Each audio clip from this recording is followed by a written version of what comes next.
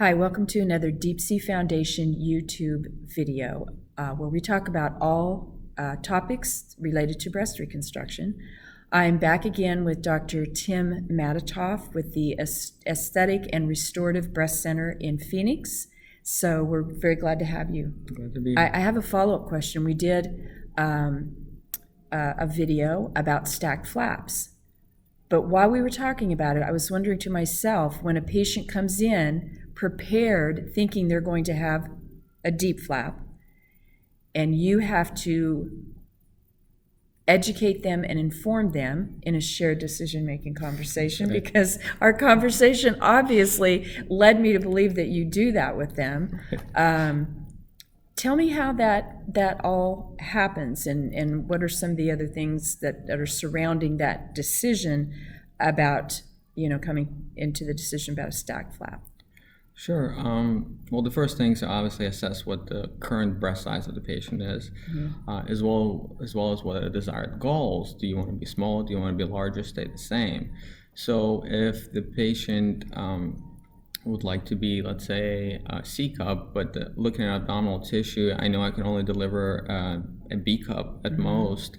Obviously, in that situation, I would offer a stack flap, because it's an estimate, but knowing from experience, look at someone's abdomen, that I cannot deliver a C cup breast, I like for the patient to have enough information to make a good decision. So at that point, I start talking about a stack flap, just because a single flap is not going to be enough.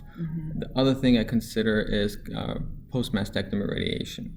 So if the patient will be undergoing a post-mastectomy radiation, even let's say they undergo a mastectomy, then I place a tissue expander just as a placeholder in preparation for a flap.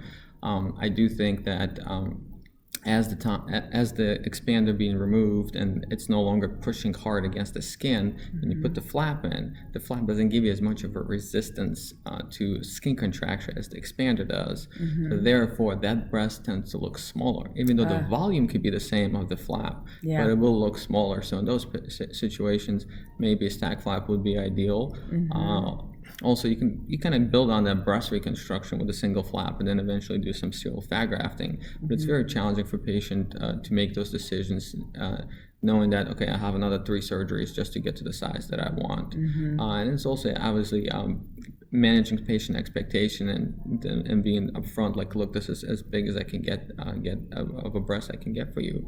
So if the patients are okay with that, then we can proceed with a single flap. But a lot of patients do choose to go with a stack flap, obviously knowing the risk that's a second area of donor site that has to be involved in this operation. But you guys, I know at your hospital facility, you use the ERAS protocol, which is enhanced recovery after surgery. Correct. So if you do a stack flap, even with ERAS, does it extend the hospital stay because you have another donor site? So majority of the stack flaps that we do are abdominal based, so if it's an extended abdominal flap, or we take both of the DIP blood vessels and bring it as a single unit, then it does not. But on some occasions, what we do, what's called a 4-flapper reconstruction, where we'll take both of the DIPs and both of the PAP flaps. Those tend to be a little bit more invasive, so the patients stay about 48, sometimes a little bit longer. Most of our patients, if it's a regular abdominally based flap, stay somewhere between 24 to 36 hours. So just to go over again, because we mentioned it in the previous video. So the DIAP, of course, is a deep inferior epigastric perforator, which is the stomach. But then you mentioned the PAP just a minute ago. That is the profunda artery perforator flap, correct. Which is in the thigh area. Correct. It's inner thigh, and it's a little bit more posterior, which is kind of the back of the thigh, compared to a tuck flap, which usually tries to be at the center of the medial thigh or the inner leg. Just a question out of curiosity.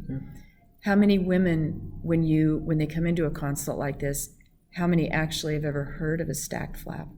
Is it new to a lot of them? I've only had one person that seeked me out from California for a stack flap.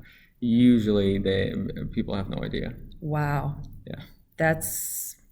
I thought that was going to be the answer. Thank you so much, Dr. Matatov. Yes, thank you. Appreciate your time. Yep.